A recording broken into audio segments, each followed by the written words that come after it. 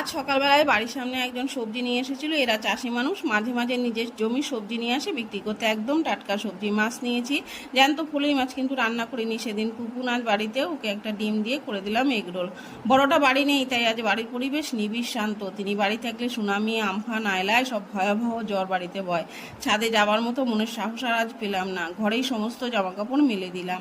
এবার রান্নার ব্যবস্থা। সজনে ডাঁটা দিয়ে কলাইয়ের ডাল, নামাবার আগে মৌরি আদা বাটা। গরমের দিনে সুন্দর একটি খাবার।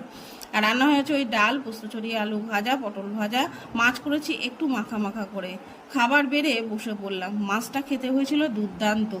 আর সোন পাপড়ি ছিল ফ্রিজে, সেটা নিয়ে একটু খাবার পর মিষ্টি মুখ করে নিলাম। এভাবেই দিনের শেষ। রাতে ডিনারে করলাম সবজি দিয়ে ডালিয়া আর সাথে ডিম অমলেট, কারণ ওবেলায় কোনো তরকারি ছিল না। রাতে রান্না শেষে প্রতিদিন এভাবেই রান্নাঘর পরিষ্কার করে রেখে দিই। তাহলে আজকের মতো টাটা, আর থ্যাঙ্কস ফর ওয়াচিং।